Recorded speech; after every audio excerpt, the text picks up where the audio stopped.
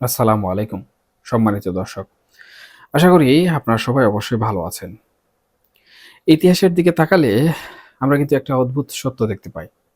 সময় যখন তার চাকা ঘুরায়, তখন রাজপ্রাসাদের জৌলুস যেমন মুহূর্তে ম্লান হয়ে যায়, ঠিক তেমনি প্রবল প্রতাপশালী শাসকের কণ্ঠস্বরও বদলে যায় পরিস্থিতির অনিবার্য প্রয়োজনে।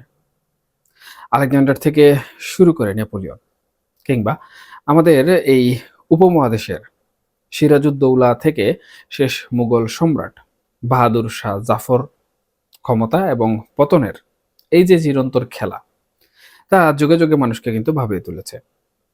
আজকে আমরা এমন একটি বিষয় নিয়ে আলাপ করব, যা বর্তমান সময়ের প্রেক্ষাপটে কেবল গুরুত্বপূর্ণ নয়, বরং ইতিহাসের এক বড় কৌতুকও বটে। দেখুন, সদ্য সাবেক হওয়া প্রধানমন্ত্রী শেখ হাসিনার পুত্র সজীব ওয়াজেদ জয় সম্প্রতি ব্রিটিশ গণমাধ্যম আইটিভিকে একটি সাক্ষাৎকার দিয়েছেন।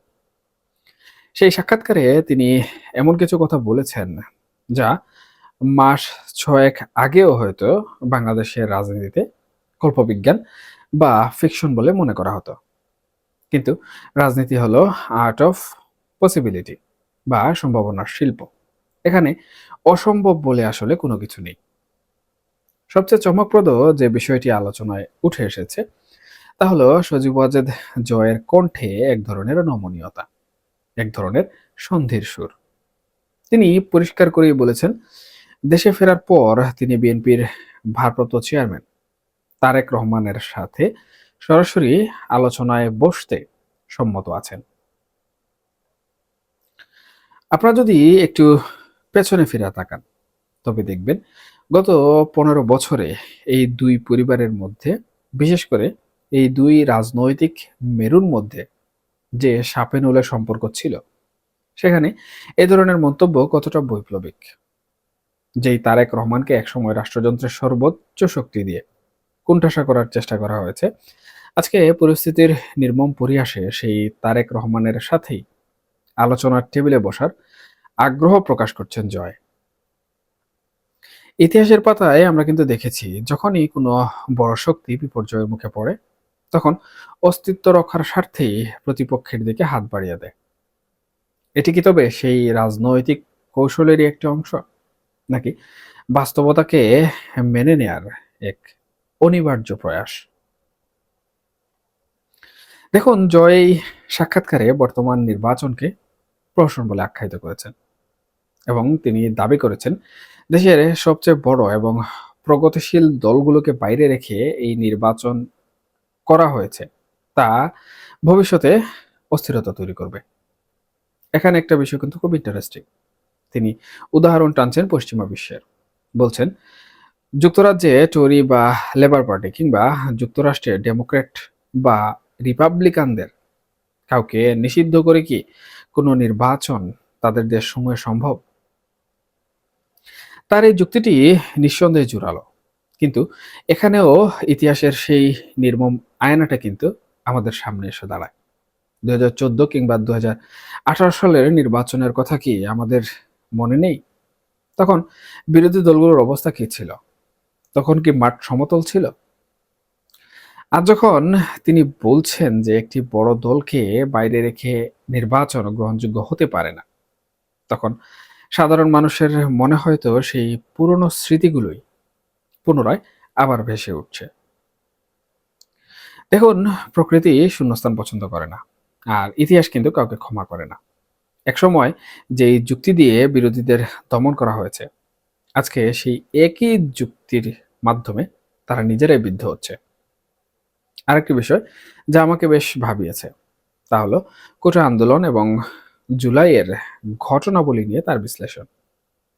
তিনি স্বীকার করেছেন, সরকারের কিছু ব্যর্থতা ছিল এবং সরকার আন্দোলনকারীদের সাথে সময় মতো আলোচনায় বসতে পারেনি।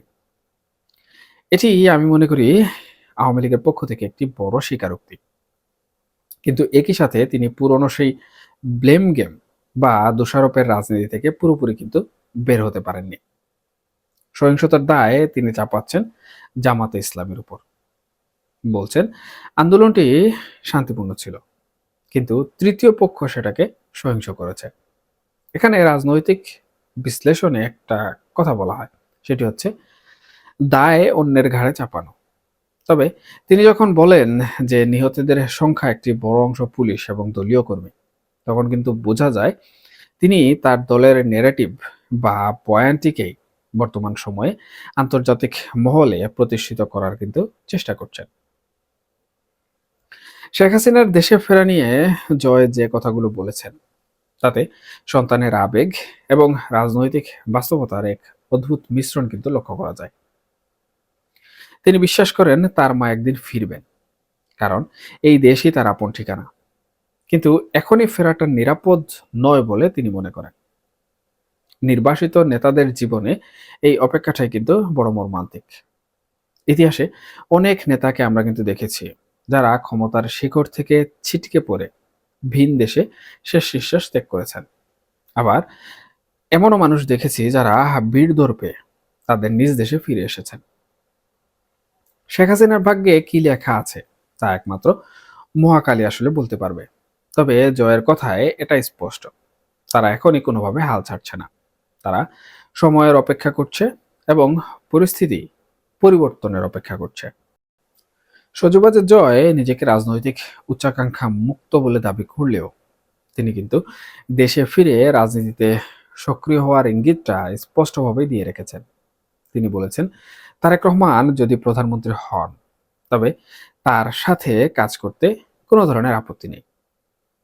এই যে একটি হাইপোথেটিক্যাল বা কাল্পনিক ভবিষ্যৎ তিনি আঁকছেন, যেখানে বিএনপি ক্ষমতায় এবং তিনি বিরোধী দলে বা সহ অবস্থানে, এটি কি বাংলাদেশের রাজনীতির জন্য কোনো নতুন ভোরের ইঙ্গিত, নাকি এটি কেবলই সাময়িক সময়ে টিকে থাকার একটি বড় কৌশল? আপনারা জানেন রাজনীতিতে শেষ কথা বলে কিছু নেই। আজ যিনি রাজা, কাল তিনি ফকির। আবার আজকের নিগৃহীত ব্যক্তি কালকের মুকুটহীন সম্রাট। সজীবাজের জয়ের এই সাক্ষাৎকারটি আমাদের সেই রূঢ় সত্যটি কিন্তু মনে করিয়ে দেয়। তিনি পশ্চিমা বিশ্বের উদাহরণ টানছেন, গণতন্ত্রের কথা বলছেন, কিন্তু নিজের দলের শাসনামলে সেই গণতন্ত্রের চর্চা কতটুকু ছিল সেই প্রশ্নটি কিন্তু থেকেই যায়।